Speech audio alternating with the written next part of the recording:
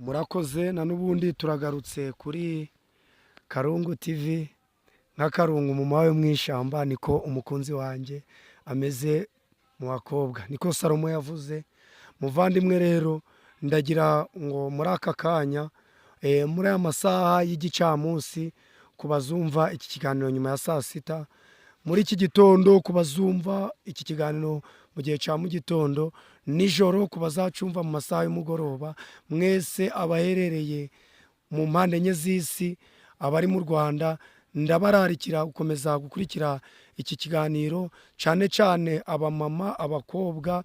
Ikiganiro ngiye kuvuga nibo ndibandaho kuko ngiye kwibanda ku ndwara zikunze kubibasira, ndetse mbabwire n'ibimera bimwe bagenda buri muntu wenda bikunze bitewe n'ibigenda bimubaho, mbabwire n'ibimera bagenda bifashisha.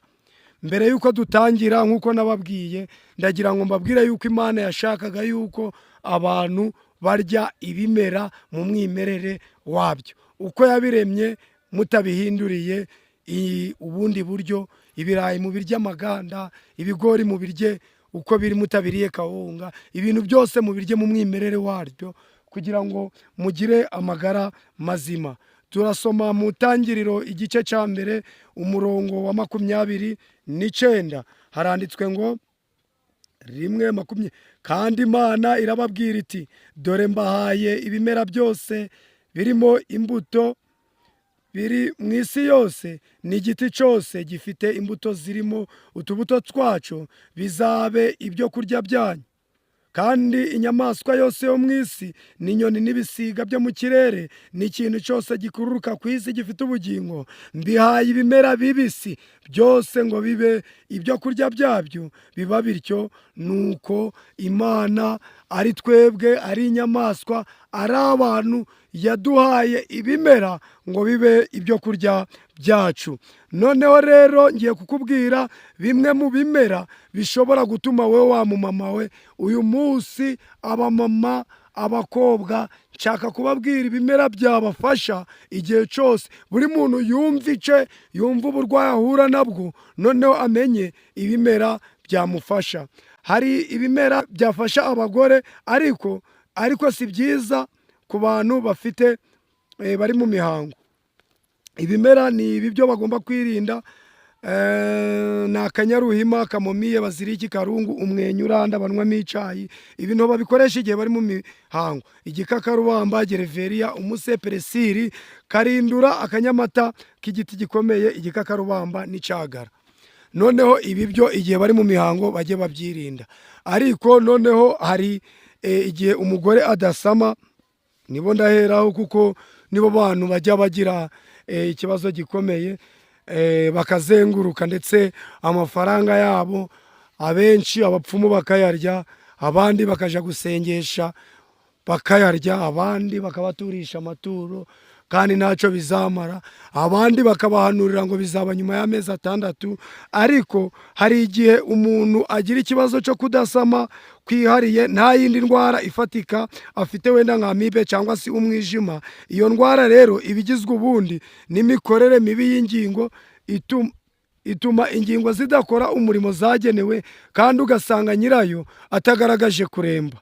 Ibyo rero biterwa n'ubwonko bubishinzwe bukora nabi. Ingingo ntizije zikora ngo zigere aho zagenewe, cyangwa se imiyoboro ntanga ikaziba. Ubugumba rero bukira vuba ni ubushingiye ku ngingo zikora zigacumbika umurimo wazo utarangiye. Naho ingingo zitigera zigerageza gutangira umurimo wo kwakira no kurera intanga z'umugabo, izo kuzikiza bitwara igihe kinini, biratinda kuko umurimo wabyo ushingiye mu bwenge. Ibi bintu byo bisaba kugira ngo uze tugushakira utuntu, iyo biri gutinda tugushakira utuntu tw'ibimera tundi dutandukanye, kuko bishingiye mu bwenge. Ni ibintu bikira biruhanije. Ariko hari ibimera wakoresha, ni amavuta yitwa onagre. Amavuta yitwa onagre ndahamye ndashidikanya ko mu alimentation yo mu Rwanda udashobora kuyabonamo, ariko nko muri Kenya cyangwa si nk'Igoma ushobora gukata hariya mu alimentation ukabona amavuta yitwa onagre. Aya mavuta ugomba kuyakoresha rwose, aragufasha bikagenda neza. Hari ikindi kimera cyitwa ginseng. Ginseng biri mu rundi rurimi, ariko mu Rwanda ni mukuru. Iyi mukuru nayo ishobora kugufasha. Hari ikindi bita icyayi cya burike. Sinzi niba iki cyayi cya burike nabona izina kirimo mu Kinyarwanda, ariko njya nyibona giteye ahantu cyane cyane ku mabanki, kiba mu majaride menshi, ushobora kugikoresha nacyo cyagufasha. Ibiribwa byose bikize kuri vitamini A na E byose ugomba kubyibandaho, byagufasha wa muntu we. Niba uzi ko gusama byakugoye bikananira, wibande kuri ibi bintu nkubwiye, kandi nagira ngo nkubwire ndashidikanya ko mu gihe gitoya bizagufasha kandi uzabona impinduka. Noneho hari igihe abagore batwite, akaba yasamye ariko akaba atwite, noneho akabura apeti, akumva ntashaka ibiryo. Icyo gihe rero abura intungamubiri zihagije. Ibintu agomba gukoresha ni ibinini by'urubobi, cyangwa se agafata imisatsi y'ibigori, sezame ndetse n'umutini. Ibi bintu iyo abikoresheje agubwa neza. Noneho hari igihe amara gutwita na n'ubundi yabyara. Hari abagore baba barabyaye ariko ugasanga hari utubyimba tuza ku moko y'ibere. Ibi bintu rero nabyo kubivura bisaba isuku nyinshi kandi byitondewe, kuko bishobora kuvamo kurwara ibere ryose cyangwa ibibyimba, ubundi ugahagarika konsa. Ibintu ukoresha rero ni inkeri za kizungu ziribwa, murazizi inkeri ahantu zose ziratewe, nangwa amavuta y'ururabo rwitwa risa, amarisa, indabo zitwa risa murazizi. Iyo ubisizeho rwose utu tuntu two ku moko ry'ibere tuvaho. Noneho hari igihe urwara ibere mu gihe cyo konsa, akenshi biterwa na twa tubyimbana n'ubundi maze kuvuga tuza ku moko z'ibere. Ibimera ukoresha ni ibimera bya antibiyotike, ubundi ukogeshaho utwatsi twitwa prevache. Ibyo bintu rero bivaho kandi bikagenda neza. Noneho hari igihe imihango y'igitsina gore itagenda neza, cyangwa ku gihe kandi ikaba iherekejwe no kuribwa bitewe no kwikanya kwa nyababyeyi. Ibimera ukoresha ni amababi y'indabo y'igiti cyitwa indimu, umuhengeri, marakuja. Iyo marakuja ishobora kuba ifite amatunda cyangwa se itayafite. Marakuja ahantu hose zirateye. Amavuta yitwa onagre. Aya mavuta ya onagre nakubwiye ko mu Rwanda udashobora gupfa kuyabona keretse ugiye mu alimentation y'Igoma cyangwa muri Kenya, cyangwa se n'ahandi. Hano mu Rwanda ntabamo. Akatsi kitwa akanyaruhima. Hari ikimera cy'indabo cyitwa kamomiye. Kamomiye mu mirima, mu majaride ushobora kugenda bari abantu ukababwira uti nshaka kureba indabo zitwa kamomiye, ukazikoresha. Ziba zirimo zigira uturabo tw'umweru tumeze nk'ibireti. Izo nizo ndabo zitwa kamomiye. Hari ikindi cyitwa baziliki. Imboga zitwa baziliki ni imboga zitwa baziliki. Ushobora gutembera mu majaride ukabaza abantu bakora mu majaride rwose uti munyereke baziliki. Ibi zishira imihango y'abakobwa kuri gahunda. Karungu yitiranwa na TV yacu nayo ishira imihango y'abakobwa kuri gahunda. Umuhengeri wa kizungu. Umuhengeri ugira indabo za burani rozara ni bigiye gusa, sinzi niba ari ubururu nibara ndari kureba neza, ariko umuhengeri babijitije inzitiro ushobora kuwubona, uwo bita wa kizungu ukawukoresha. Umwenya uranda nangwa se ifurwe y'ishamba bitwa iminyonza n'akanyamata k'igiti gikomeye. Ibi rero byose bishobora gutuma imihango y'abakobwa igenda neza kandi ntiryane. Muvandimwe bikoresha. Nzabibereka kuko mu minsi imbere ngiye gutangira gukora amavideo ndetse mbishira n'ibimera ubibona, nzabibereka kandi ndahamya ndashidikanya ko bizagenda neza. Noneho hari igihe umuntu kutubahiriza imihango y'abakobwa, kugira ngo gahunda y'imihango igende neza biterwa n'imisemburo ibishinzwe itangwa n'amavuta meza, urwumva, hamwe n'imirerananga. Ibibazo by'imihango akenshi bikunda kubaho mu gihe cy'ubwangavu cyangwa gucura. bitewe no kwiyongera cyangwa kugabanuka kwayo.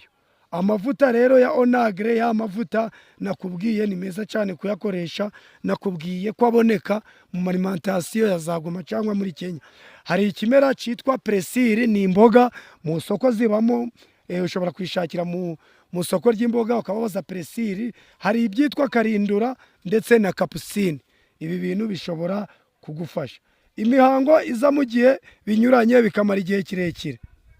Burya gahunda iyobora imihango maze kubikubwira ko ishingiye ku misemburo myiza itangwa n'ibyitwa ipofeze hamwe n'imirerananga bita ovarere.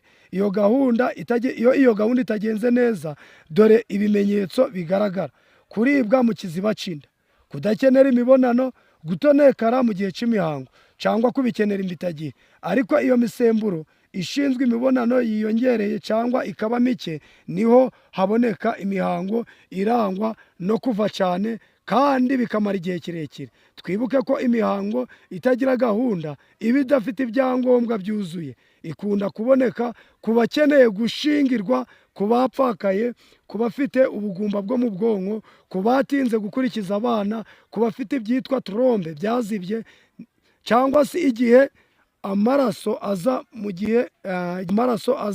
mu mihango y'abagore aba ari menshi cyane, cyangwa se akaza ubudatuza. Ni byiza kubanza kureba niba nta yindi mpamvu yaba ibitera ikwiye kuvurwa. Ibi bimenyetso rero iyo umaze kubibona, icyo ukora ni ukugira ute? Ni ukwegera abaganga cyangwa se ugakoresha ibi byatsi ngiye kukubwira. Ikimera kivura ni peresiri ivanze n'ibyo kurya.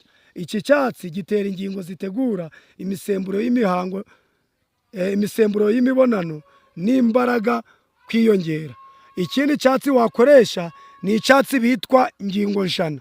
Ikindi wakoresha ni icyatsi cyitwa igorogonzo. Ikindi ni igisura, umuzabibu, ifurwe y'ishamba n'ururabo rufite amababi ameze nk'ay'igishihe.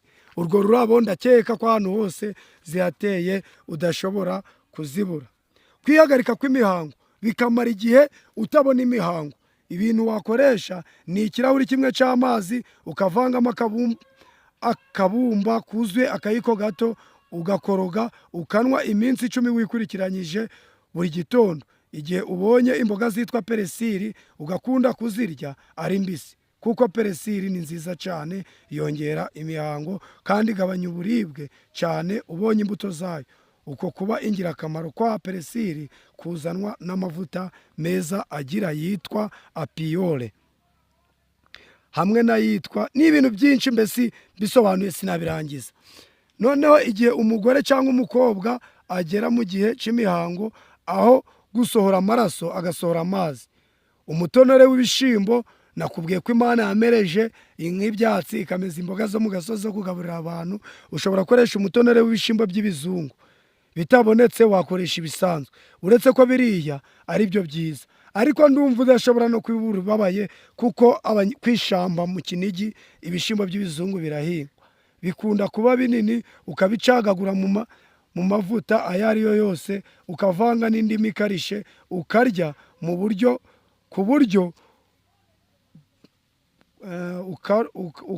ukarya mu buryo iminsi 3.